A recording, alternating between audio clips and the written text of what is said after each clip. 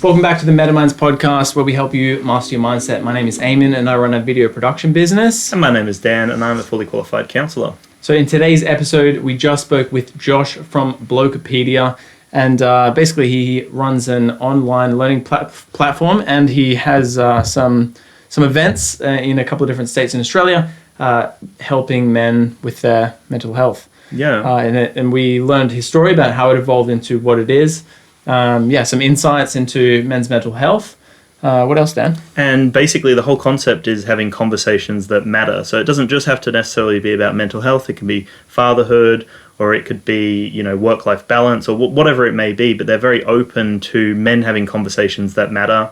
And I think that's, like we mentioned in the podcast, something that's really important, and there's not enough of it right now for men. Absolutely. And it's not just restricted to men as well, which I learned, which is really positive that he puts it. It's important to offer it to really everyone, isn't it? To everyone, yeah. It's not just about men. It's because men have relationships with women and that kind of thing. So it's literally for everybody. So don't click off if you're a girl. Listen to it, because you might know a male in your life that potentially needs a bit of help. Thank you so much for listening to the MetaMinds podcast. If you haven't already, sign up to Audible. You can check out our Audible affiliate link in the description below and get a free audiobook on us. So, enjoy the episode. So, Josh, here we are. Tell us a little bit about Blokepedia and how you kind of got started with it. Yeah, so started Blokepedia about, 3 years ago. And originally started with a friend of mine who's a blogger, and we were talking about the amount of resources available to women, to discuss things, and women tend to discuss all sorts of things, which is fantastic. And saying there's really nothing out there for guys to have discussions around things that are beyond football or cars or whatever. So this idea for Blokepedia came about to kind of talk about all bloke stuff. And what evolved from there, I started blogging and writing, sharing stories and stuff, and getting stories from other people as well. And then from there, it kind of evolved. And what I noticed that the audience or community were really engaging with were discussions or blogs around and stories around our mental health and our lifestyle and our relationships as well. So the other kind of stuff that I had as part of the blog we threw to the side and focused on this content, and from there it's really just kind of evolved to where it is today, which is really quite exciting. It's been a good journey to be on. Yeah, nice. Yeah. It's definitely a very relevant topic now, I think, and especially coming into 2020. I think we just chatted about it with our last guest as well, that it's like, I almost feel nervous to say it, and this is what's wrong, is that it's like men are like suppressed now, and it's like the idea is that everyone else is suppressed and men are in a good position, but it's like, because that is the idea, it's now kind of flipped so that men are actually in more disadvantaged positions than ever. So it's like less easy to talk about just cars and whatever it is. So it's like, it's more important than ever to have these conversations, I think. Yeah, and I think, if we're going to talk about, gender equality and that, and it's just past International Women's Day, which is great. I think the work that women have done and society have done to, that there is a need for that, and it is much needed. I think it's important that if we are to work towards gender equality, that it is a conversation that everyone has, and the same when it comes to men's health. I think it's really important that women get involved in discussion around how men are and, how they are at expressing their emotions and feelings. So it does, if you're going to have conversations around these things, it needs to involve everyone. Both parties, everyone. Yeah, definitely. That's something really important to me, is in having Blokepedia, that I don't want to have it to be an exclusive forum or platform for men, because so often when we are going through struggles or having difficult times, that it will often be the women in our lives that we might turn to, as opposed to our friends. So it's important for me with Blokepedia that we do have everyone involved in that discussion and get women involved at the events and workshops and stuff that we run. Yeah, and one thing that I find interesting about this discussion as well is that it's conditioned into a lot of men that you have to have a tough upper lip. You don't talk about your emotions, you have to hold it together, and there is kind of that stereotype that, I guess, well, it is kind of a real thing as well, that men should not talk about their emotions. That's more of a female thing, right? Yeah. But as I'm sure you know from the research, and as I've seen as well, like, when you hold something in for an extended period of time, that can then cause trauma in you and how you actually relate to the world, your family, your workplace, whatever it may be. So have you had through this process a lot of kind of hit back from people that you've worked with when it comes to this topic? Because it can be quite a taboo topic to talk about emotions being a man. It is, and one of the reasons I started Blokepedia, one of the first stories that I shared was my own experience in bottling emotions and the impact that had on my life as a young fellow growing up into manhood, and having relationships and that, and how that impacted me. So there is, there's going to be guys, there's going to be girls out there that still see men as weak who show their emotions or who are vulnerable, but there's research to prove it, that there is a lot of benefits to your mental health and to your relationships and your social connection from actually taking the lid off those bottles every now and again and sharing with someone. You don't have to be a blubbering mess all the time, but it's really important to open it up. I think there's a lot of strength in vulnerability.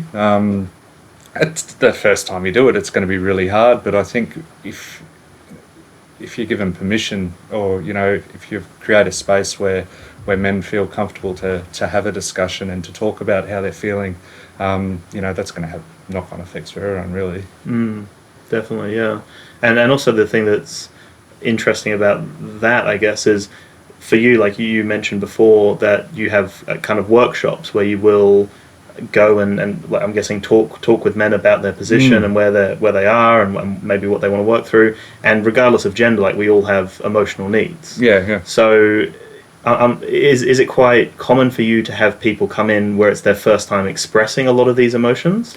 Yeah, I guess like to frame what the workshops are, they're probably a little bit different to your what do you call it, like your men's groups or something. Okay. It's very much about providing guys or participants the tools and skills to navigate life's challenges. So that's why I've got a psychologist who works with me and part of Blokepedia, Dr. Clive Williams. So he's got a framework for change, which you'd probably be familiar with. It's the hero's journey. So it's applying the hero's journey to how we navigate things like fatherhood or our mental health or at work, etc., etc. So it's giving those tools and skills to really navigate stuff. But I think what happens when people do come into that room for the first time, because we do, it's about sharing our own experience. I think you get a lot of value from story sharing. When guys kind of realise that it's okay to have that conversation in this environment, that people aren't going to think any less of them for doing so. I think there's a lot of power in that, and if that, at times leads to people seeking professional help, then it's beneficial too. I think most people, when given permission and in that environment, will kind of go, oh, this is all right, It's probably the ones that don't attend that aren't going to, the ones that are going to bottle it up, potentially. Yeah, I suppose it's like those kind of safer spaces where you do feel more okay and not judged. They are getting less common, I suppose. So it's good that a lot of things like Blokepedia are coming out to create more spaces like that. You know what I mean? Yeah. So I had a question, but it's gone now. I had a question to follow that up. But so I know that you just launched your e-learning platform. Yes. So how does that actually look in terms of, like, if a consumer, if whoever participant comes on board with that, how does that work on the consumer level for them? If someone doesn't want to come to a workalled, they may not be comfortable. Is it all anonymous online? I'm just curious about how that works. Yeah, so we're partnered with an organisation called Go One. They're the world's largest online learning library. So they're a Brisbane-based company, and they approached us to work with them in developing some men's health content, and surprisingly there isn't too much available, which is kind of sad. So this opportunity was presented to us to be able to work with them in developing that. So we've got those modules, and they're available on their platform, and they'll also be available through our website as well. So the idea is for us to get that into businesses and organisations, so their staff can engage in it, at work, but it's also, available on your phone, and you can access it at home as well. So it's a really important piece for us as well, because not everyone can, attend workshops, or they might work remotely as well. So it is an opportunity to kind of engage in that content and learning without having to be physically present in a room. Yeah, so it's really exciting to do it, and I think we had, I think last count there was about 30 odd guys that were involved in sharing their stories and doing some of the videos that we did for it. It's very much based on guys sharing their stories and experience, and us kind of working those into modules that, like fatherhood, healthy lifestyle, social connection, mental health, and dealing with change as well. So there's 5 modules that we do, and all of them have this story sharing component to them, but also they've all been developed with Clive and other health professionals. So there's obviously evidence-based approach to it, rather than what Josh thinks is a good idea. Which is still valid. It is, yeah. Yeah.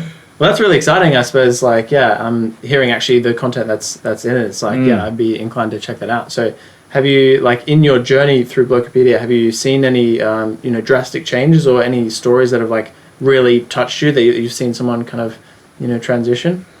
Yeah, I think one of the biggest issues for blokes, as you know, is our issues around help-seeking behaviour. We're not that inclined to go and kind of seek out professional help. As you were talking about before, we tend to bottle our emotions or suppress them with alcohol or other crap that's bad for us. That's not me. What? And so that's I think one of the big things that I like to see from our events, or the work that we do, is that it might be just that catalyst for someone to go, you know what, things aren't okay at the moment. I'm going to have that conversation. We call conversations that matter. Have that with a mate or my partner, or even go and seek out a psychologist or a counsellor. And I think, it's a real win every time I hear about, something like that. Or even, I've had mates say to me, oh, we have conversations that matter all the time now. We'll actually ask, how things are going. And, it doesn't need to be all about depression, anxiety. It could be, hey, how's your relationship? I know you've got a new kid. How's that going for you? And just having a real open, honest conversation. You go, yeah, I'm finding it tough. But I think that's probably part of the stigma around it. If people talk about having mental health conversations, it's like, oh shit, here we go again. Yeah. Like, it has to be this big, heavy thing. It's really like just actually asking about, like having a good relationship with a person is like asking about what's going on in their life, how they feel about it, what what they're thinking about doing next. And it's like, I suppose that comes from a lot of like the social conditioning over however many hundreds of years in society, that it's like, this is kind of how we do things. So it's like, I suppose this is like a good catalyst for the change, that it's like, it doesn't have to be the way that we're told that it is. It's like, you can have relationships. And for example, I have that relationship with Dan where we do have deeper kind of level conversations, so it's like, and it's like, when you do have a relationship that's like that, you kind of like, it raises your expectations of other relationships, because you're like, why can't every relationship be like that? Yeah, and I think sometimes it's okay not to. It's definitely important to have a few people in your life that you can actually take the lid off and be real open and honest with. But sometimes you might go to work and go, you know what, I don't need them to know that I'm having a bit of a shit time at home at the moment. But as long as you're sharing with someone and not bottling it up, or taking part in activities that are harmful to you, then I think that's important too.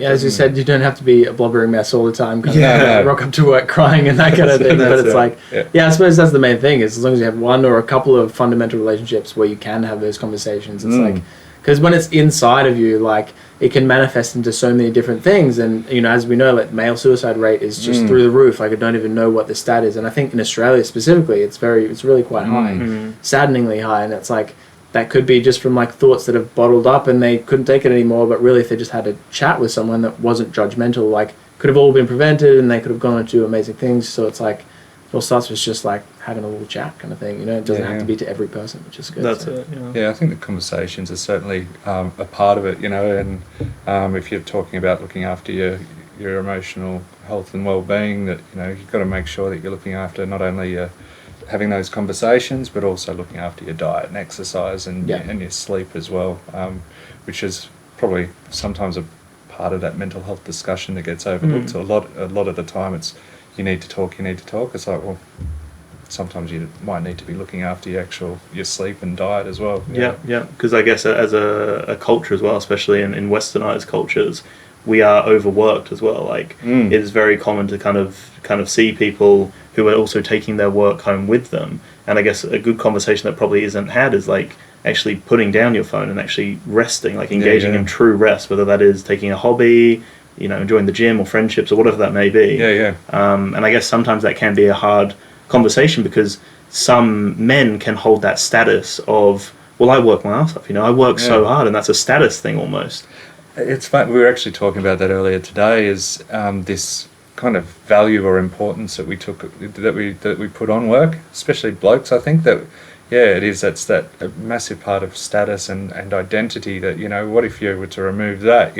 Who are you then? And sometimes we often have our work defines us, whereas sometimes it's just a good way to bring in the money so that you can actually have the fun that you have in your life and in those relationships. But it is quite baffling that we do put so much emphasis and importance and time into work. I suppose it comes down to like we have fundamental, it's in our human nature that we need to achieve things because we feel fulfilled when we do that, because then we win the bread or we win the hot cave girl in our cave, and then everyone's going to look up to us as a leader in our tribe kind of thing. And that's all really important, but as you said, if we put too much pressure on that, then you kind of rely on that as a part of your identity.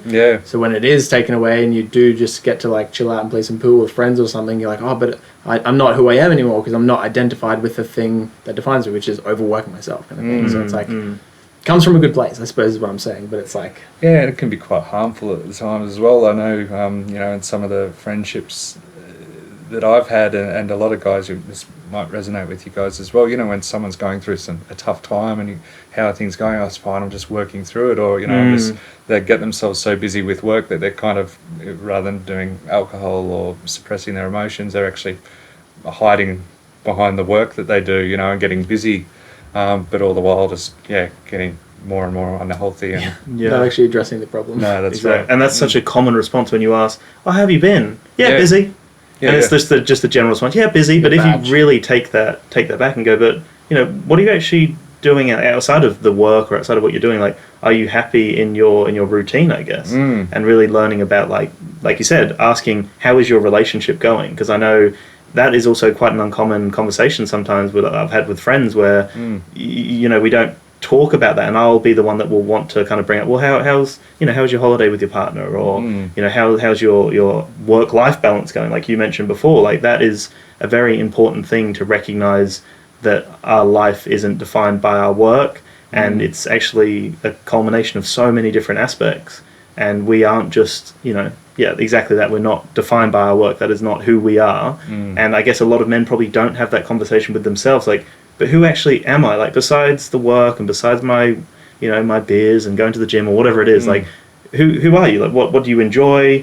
What kind of things do you enjoy doing? Like, there's so much in there that I guess is not spoken about, and it's unusual for me because sometimes like Eamon and I will have such deep conversations, and being in the counselling field, like I'm open to these conversations, but I'm still constantly presented with guys in my life, whether that's friends or people I meet, who aren't open to this, and it takes me a little off guard because I guess I've put blinkers on now about, like, I'm so open to talk. Like, if you guys need to talk, like, we need to talk. This is important. But again, that's a foreign concept to a lot of people. So I guess what I'm trying to get to is, like, for this to be more normal, it has to be more of a societal change, which is obviously what Conversations That Matter, Blokepedia is trying to make it normalized, I guess. Yeah, like with the events, it started as a blog site, and really go onto the website. I don't think you'll find a single blog at the moment, but really trying to bring it to an environment, so like a pub type setting where you can actually have a discussion, listen to a professional or an ex-football player or an entertainer or whatever get up and share their story, but then have someone like a psychologist or someone who's counsellor or whatever it might be, to get up and share some tools and that. So I kind of joke with Clive, who I work with. I say it's kind of like the 1-2 punch in getting people to an event. It's like, I've got a sports person or someone of interest, and then sitting alongside a psychologist. But it's actually a good way to have one of those discussions without it being that you have to go into a doctor's hall or office something. some kind of clinical environment. You can actually sit and have a beer and a bit of pizza and listen to some good discussion. The one that we had in Sydney a couple of weeks ago, we had Alan Sparks, who's a former New South Wales assistant mental health commissioner. A fantastic, really amazing man, and just a lovely bloke to boot. He was talking about the importance of breath when it comes to regulating our, our emotions and our health and well-being, and diaphragmatic breathing. So all of a sudden we had, 50, 60 people in a room breathing with him. Yes. So cool. And that's what. And then people contact me afterwards and say, "Oh, can you tell me a bit more about that? Can you get some, research to share that with people afterwards as well?" So it's bits of information that are shared in just a really casual kind of environment. Yeah, that's cool. Because I know that from the research I've done and from working with male clients as well, I've seen time and time again with the male clients I work with in particular that we get a lot more, and I guess this is where men sheds come from, when we're working side by side. Yeah. Because a lot of men actually do feel uncomfortable with eye contact. And that is shown time and time again that a man, and that's why the pub environment probably works so well, because you're sitting next to each other having a drink and you're consuming, some information, but you're not forced to be holding hands, or you're not forced to be a blabbering mess, like you said, which is the stereotype. Yeah. But the reality is you can be in a comfortable environment. You could be at a racetrack, watching a really cool race while you're talking about real things that are going on in your life. Yeah, and I think, there's a lot of resources that are available to men, like Blokepedia, whether it's Blokepedia or a men's shed, or, I think there's Mr. Perfect, who does kind of barbecue, meet-up style things. And I think one of the biggest challenges for blokes, we did some work in the Northern Territory, and what they were saying is we don't know where to start for resources. So if you rock up in a new town, or you need to seek out, social connections or something to actually have those conversations, a lot of guys don't know where to start. So I think that's probably something in that as well that we need to address as to how do people actually access this information, because there's an absolute gold mine, minefield of information on social media, but it's how do I know what's good for me and what's right as well? Yeah. And there's a lot of misinformation out there as well. Whether it's in sports and fitness or health as well, there's just constantly different industries battling at each other. So it's finding the right information, or just real life anecdotes. If you're sitting in a room with a few other people that have experienced particular diet or whatever it may be, it's you're more likely to try it because you can see and hear that person rather than just someone on YouTube or whatever. So it's researching yourself, it can be a very scary task, because it's where do you start, as you said, and it's then is this the right information, and it's you don't want to go through actual studies and that kind of thing. My Facebook feed's clogged. There's a lot of life coaches out there, and there's people that master your life and all this kind of stuff, and bloody hell, how do you know that this person's the real deal, or even qualified? So it's I can imagine if you're going through a bit of a shitty time, that you're okay, how do I actually access good information or a group that's going to work well for me and my personality? Very overwhelming, just very overwhelming out there. So for the people who, or for the men, I guess in particular out there, who maybe do feel disconnected, they do feel there's maybe more out there that they would like to put their emotions out, do you have any advice for how you can get into a safe environment to do that, alongside obviously Blokepedia? What kind of starting points do you think men can kind of engage with? I think within your own social networks is probably the best starting point, really. And you might not know that your mate from school or whatever, or it's just about reaching out, I think, and starting that conversation. And I know can be really bloody tough at times, but if you're feeling isolated or disconnected and feeling like you need to to get in touch with people and start having those conversations. And I think the best place to start is probably within your own network and go from there, because I think what happens, particularly as guys get older, our social circles tend to get smaller, and we kind of isolate ourselves, like you're talking about with work and other stuff, and we get busy with life. And I think, you know, if I even think about my own friendship group, there's probably half a dozen guys that I probably need to connect with, you know, but yeah, we never make the effort. So I think that's a good starting point is there. And then if you're needing professional help, then, you know, there's a bunch of really good free resources available, like Men's Line, that probably can point you in the right direction as well. Yeah, it's like kind of pretty much fresh out of school. Like if you don't go to university or whatever, it's just kind of like this social, like it's never really told you that you need to actively kind of make friends, because you just put into a grade full of 100 people or whatever, and you naturally socialize with them, and then all of a sudden one day that's taken away from you.